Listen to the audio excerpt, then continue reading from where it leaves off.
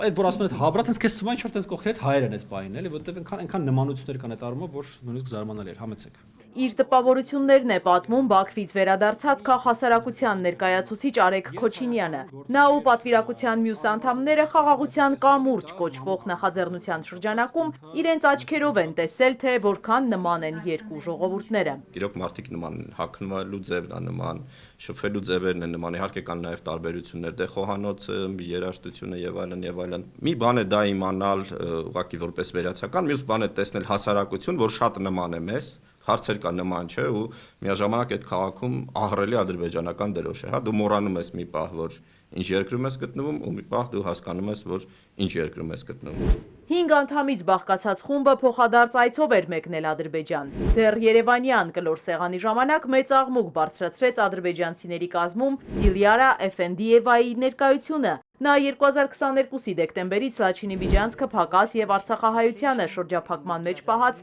կեղծ էկոակտիվիստներից էր։ Բաքվի հանդիպումներում նա բացակայում էր։ Ինչու։ Ինչքան հասկացա այս անգամ իր մոտ կար անձնական խնդիր, որի պատճառով ինքը չի մասնակցել, իր հետագա մասնակցություն չմասնակցել, նորից որոշելու ադրբեջանական կողմը մենք այդտեղ որևէ բան մեկնաբանելու չունենք։ Միմյանց վեթինգ անելը ոչ մի տեղ չտանող ճանապարհ է, շարունակում է Քոչինյանը։ Վստահեցնեմ, եթե օրինակ հիմա բացեք 2020 թվականի պատերազմի ժամանակ իմ կամ գործընկերների արած հայտարարությունները,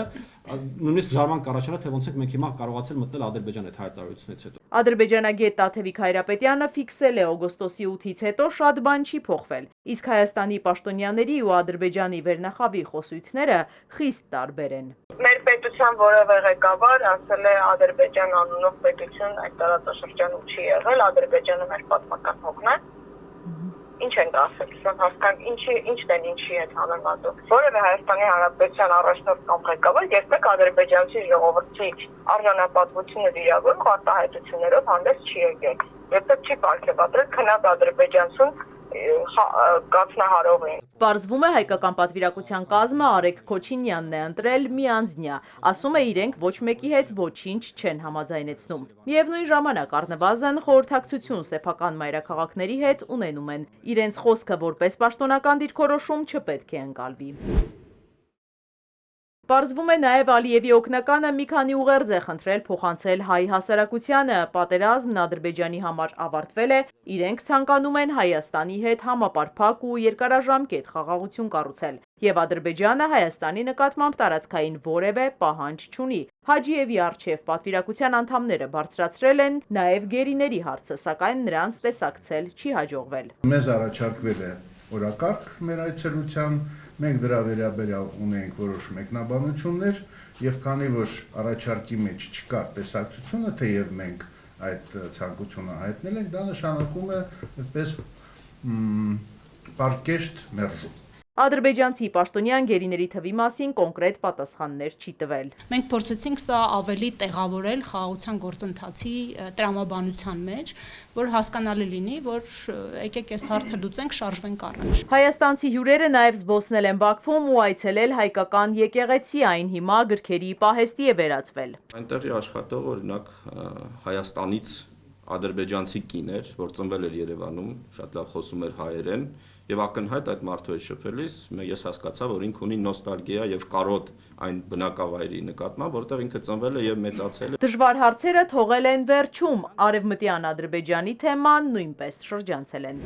Իսկ ինչի մասին են ադրբեջանական գործակալությունների հրապարակումները։ Ազերթաջն օրինակ վերջին օրերին ադրբեջանցիների այսպես կոչված վերադարձի մասին բազմաթիվ հրապարակումներ է արել։ Դրանցից մեկում Արդարադատության ակադեմիայի ռեկտոր Շահին Ալիևի հայտարարությունն է, որ արևմտյան Ադրբեջանից տեղահանվածների վերադարձը Հայաստան լիովին հնարավոր է միջազգային իրավունքի հիման վրա։ Կնհայտ է, որ այդ քարոզչությունը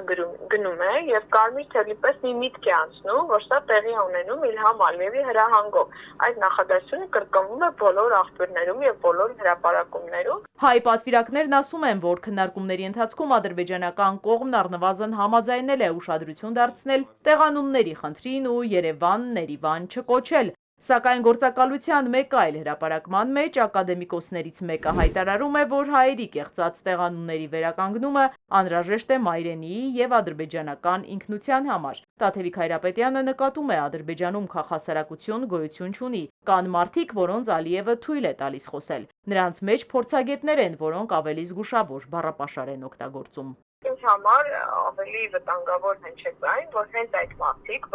որոնց պահում են, այսպես ասած, քաղաքասարակություն ներկայանալու կամ հայ-ադրբեջանական ինչ-որ քննարկումների համար, հենց այդ մարդիկ են այսօր Հայաստանի Հանրապետության տարածքով կոչել Արևմտյան Ադրբեջան։ Առաջիկայում հայ եւ ադրբեջանցի պատվիրակները նման շփումներ էլի կունենան։ Չի բացառվում, որ փորձագետների մասնակցությամբ համաժողով անցկացվի։ Իզաբելլա Հովհաննիսյան, Սիմիկ Մայիլյան, Էպիկենտրոն։